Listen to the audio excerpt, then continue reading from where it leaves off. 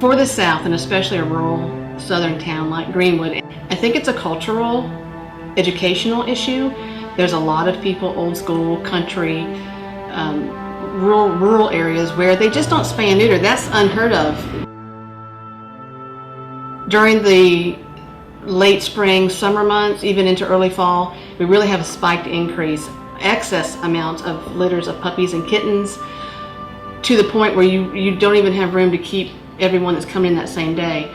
So during the summertime, I would say it spikes as much as 30 dogs a day. Kittens, I hate to even try to guess, but probably at least the very same amount.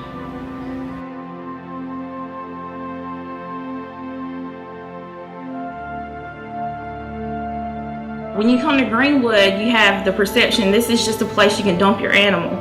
You get tired of them, you move, you can dump your animal off at shelter. They'll fix it. They'll do something with it. They're not thinking how many people are in line behind you to do the same exact thing. If you leave your dog on a chain and you don't socialize that dog, you don't spend time with it, and then, oh, I'm tired of him, let me take him to the shelter. Well, we can't just pick up that dog and put it in another home. It doesn't know what to do. It's a culture shock. Even a dog that's been in a caring home, that's had someone love it, that's been spoiled, and they get tired of it, or they move, or something happens and it gets brought to the shelter, that dog is in shock, because it's going from a home to a place where there's just so many. You can't spend all this time with this dog that it's used to getting. You don't know how they're going to get over it.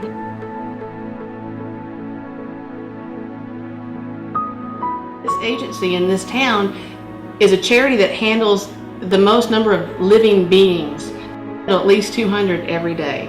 And we have a very small skeleton crew. We're underfunded. That in itself, the financial restrictions, is one of the biggest things.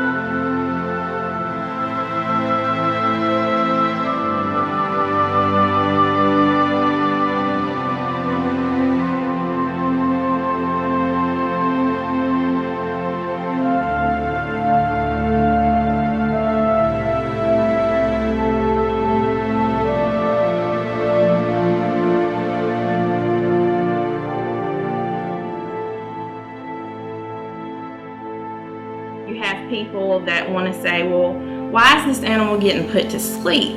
Couldn't you have found somebody to take it?